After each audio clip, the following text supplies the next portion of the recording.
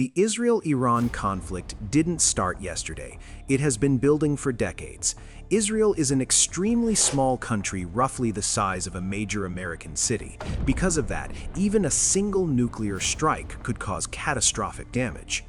This is why Israel is extremely sensitive about any country in the Middle East developing nuclear weapons. For years, Israel has tried to ensure that no hostile country in the region obtains nuclear capability. Iran's nuclear program is therefore seen as an existential threat. Israel is also cautious about Pakistan's nuclear weapons. Pakistan is on Israel's strategic watch list. But right now, Israel's primary focus remains Iran. If Iran's nuclear ambitions are stopped, attention could shift elsewhere. Israel does have one of the most advanced missile defense systems in the world, but even the strongest missile shield cannot guarantee protection against nuclear weapons. This is why Israel has taken aggressive action in the past. In 2010, the Stuxnet cyber weapon developed jointly by the United States and Israel sabotaged Iran's Natanz nuclear facility and destroyed nearly 1,000 uranium centrifuges. Between 2010 and 2012, multiple Iranian nuclear scientists were assassinated in Tehran. These operations were widely believed to have been carried out by Israel. Then in 2020, another Iranian nuclear scientist was killed in an extremely unusual operation.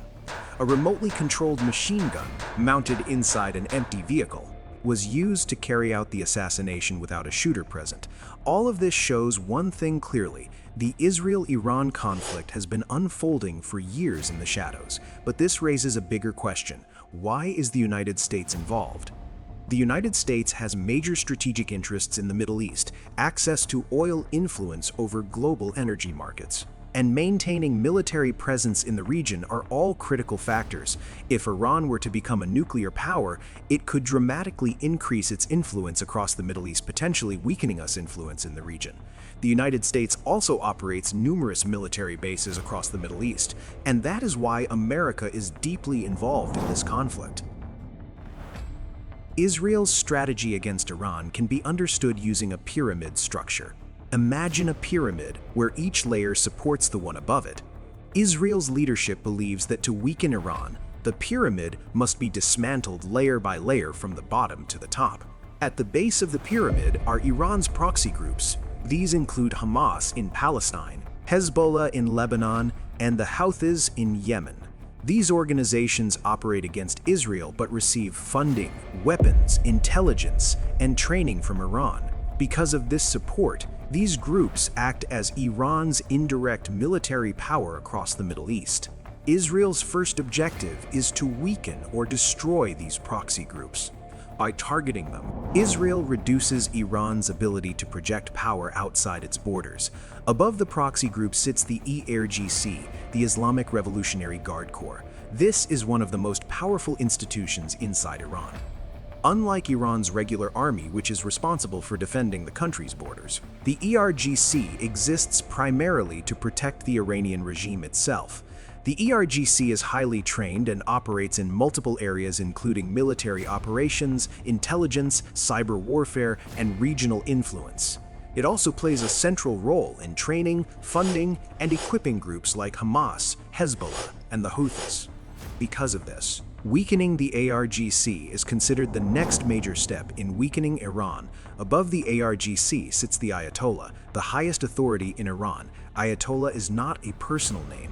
It is a position that holds the ultimate political and religious authority in the country, even though Iran holds elections. The final decision-making power rests with the Ayatollah. The former Ayatollah was Ruhollah Khomeini, who led the Iranian Revolution. The current Ayatollah, who was assassinated on the 29th of February, was Ali Khamenei. At the very top of the pyramid sits Iran's nuclear program. According to this strategy, once the proxy groups are weakened, the IRGC is targeted and the leadership layer is disrupted. The final objective becomes destroying Iran's nuclear facilities. As of March 1st, Israel has moved toward this final stage.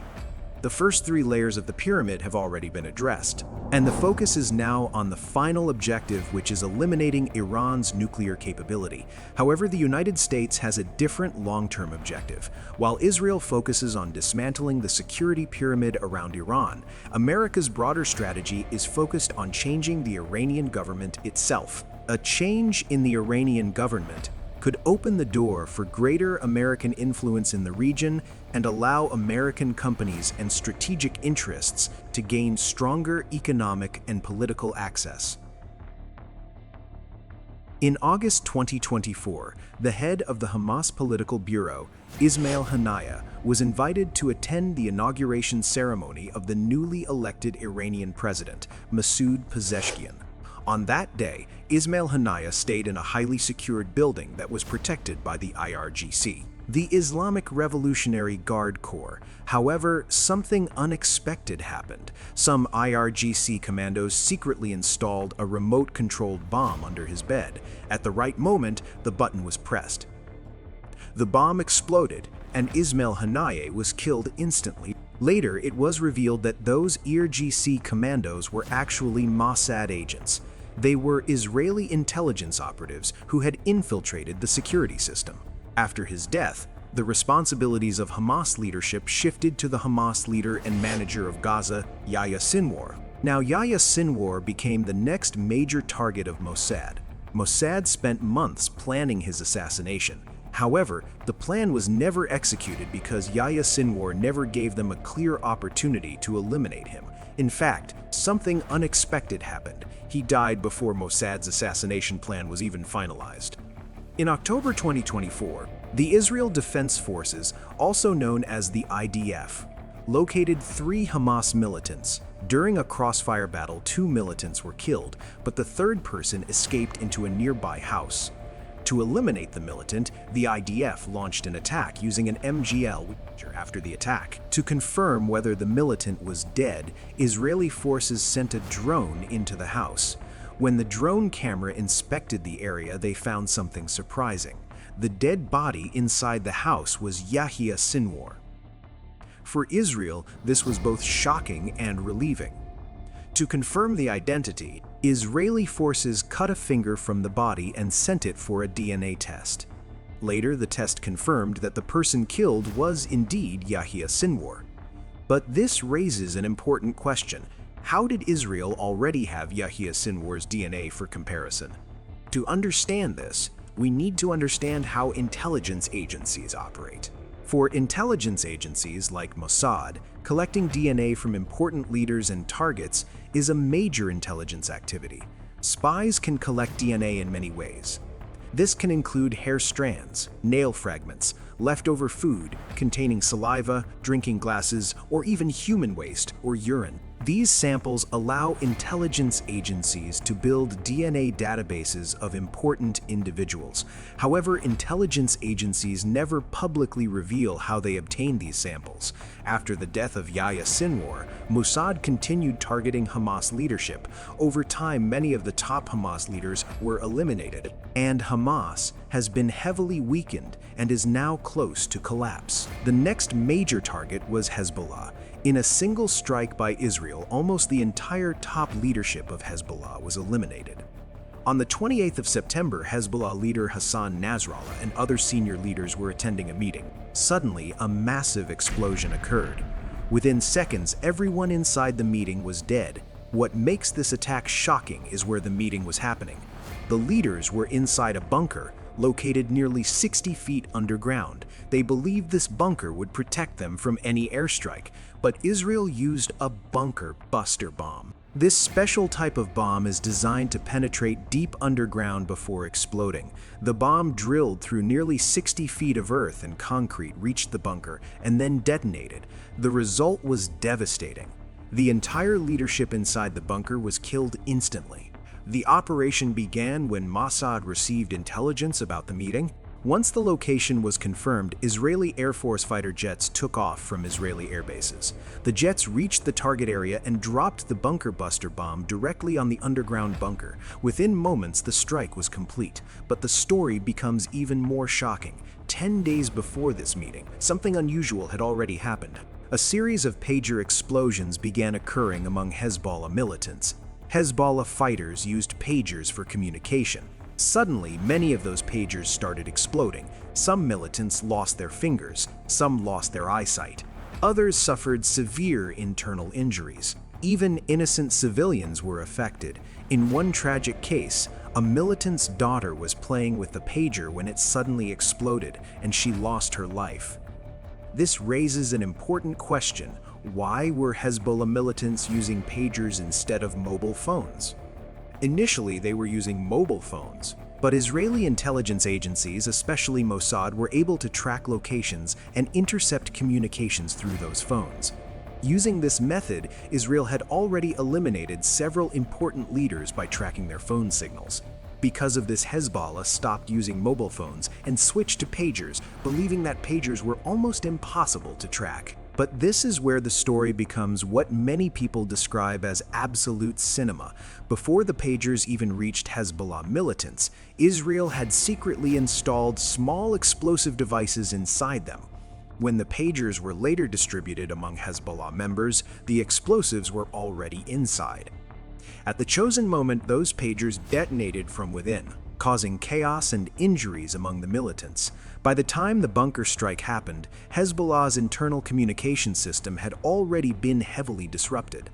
Today, Hezbollah's leadership structure has been severely damaged, and the organization has been weakened to a large extent. The final group in the first layer of Iran's proxy network was the Houthis in Yemen. The Houthis had claimed responsibility for several drone attacks targeting Israeli airports.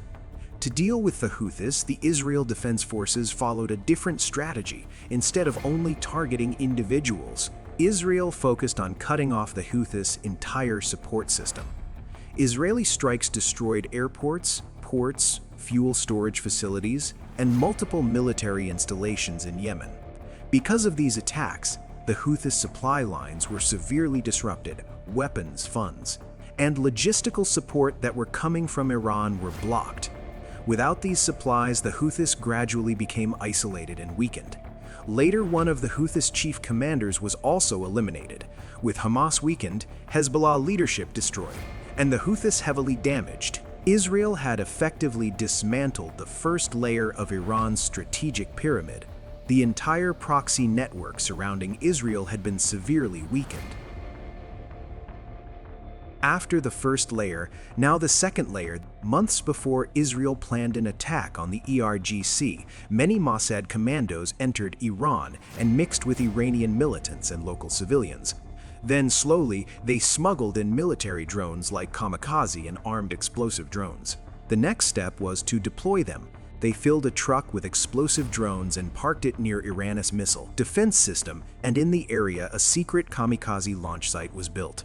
On the 14th of June 2025, this drone activated and destroyed Iranian missile defense systems, with the complete defense system destroyed. Huge Israeli fighter jets took off and bombed 100 Iranian targets, and also Israel bombed Iranian nuclear facilities. In this attack, Israel also targeted top ERGC officials and successfully killed top ERGC commandos. Look at this image. How accurate the attack was. The neighboring room is still safe. The IRGC complete military commando structure collapsed, and the army became directionless, powerless, and uncoordinated.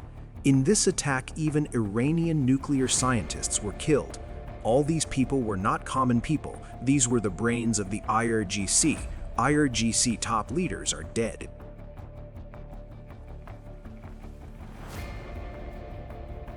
Mossad had been tracking every move of Ali Khamenei for a long time. Only Mossad and the CIA truly know how many intelligence sources were placed inside Iran's political and military circles. These sources were constantly gathering information, every meeting, every movement, every change in security. Then, one day, intelligence revealed something critical. Ali Khamenei was scheduled to meet with several top Iranian officials. For Mossad, this was the opportunity they had been waiting for. The operation had been planned for months. They were only waiting for the right moment. That moment arrived on February 28, 2026. According to intelligence reports, Ali Khamenei and several senior leaders were meeting inside a secure bunker located within a heavily protected building. The city of Tehran was guarded by powerful air defense systems, including the Bavar 373 and S-300 systems. Before anything else could happen, those defenses had to be neutralized. The countdown begins. 5, 4, 3, 2, 1. Missiles launch from the sea. U.S. Navy warships fire Tomahawk cruise missiles into the sky. At the same moment, the Israeli Air Force begins one of the largest combat missions in its history. Nearly 200 fighter jets take off. Among them are advanced U.S. and Israeli F-35 stealth fighters moving toward Iran at extreme speed, flying in ways designed to avoid radar detection. Above the battlefield, U.S. Raper surveillance drones monitor the operation, while swarms of low-cost suicide drones are deployed as part of Task Force Scorpion strike. It is now 8:10 in the morning in Tehran. Suddenly, Iranian air defense systems activate. Anti-aircraft guns fire into the sky as operators scramble to respond. But the incoming cruise missiles are moving too fast, and the stealth fighters are extremely difficult to detect. The attack unfolds in waves. The first wave targets Iranian radar stations and air defense systems. Precision weapons slam into radar installations and missile batteries, blinding the defense network. Once the defenses are weakened, the main strike begins. Around 30 precision-guided weapons are released, including powerful GBU-57 bunker buster bombs. These weapons are aimed directly at Khamenei's compound while he is meeting with his top aides. The bombs punch deep into reinforced concrete before detonating. The ground shakes across the city. Windows shatter miles away. A massive explosion lights up the morning sky above Tehran. The central leadership compound is completely destroyed. At the same time, strikes occur across the country. Combined U.S. and Israeli forces hit more than 1,700 military targets throughout Iran. The scale of the explosions triggers a near-total internet blackout across the country. Back in Tel Aviv, analysts study fresh satellite images. The dust clears. Direct hit. Target destroyed. Emergency teams rush to the scene, searching through the rubble. Hours later, the unbelievable becomes reality. The bodies are found. Supreme Leader Ayatollah Ali Khamenei is dead, but he is not the only one. The strike also kills several of Iran's most powerful military figures, including Ali Shamkhani, Secretary of the Defense Council, Defense Minister Aziz Nasirzadeh, and Mohammad Pakpour, the Commander-in-Chief of the Revolutionary Guards. On Iranian state television, regular programming suddenly stops. A news anchor dressed in black appears on the screen. With a somber voice, she announces that the Supreme Leader of Iran has been assassinated. Shortly afterward, President Trump addresses the world. He confirms that Khamenei is dead and calls it a moment for the people of Iran to take control of their government and reclaim their country.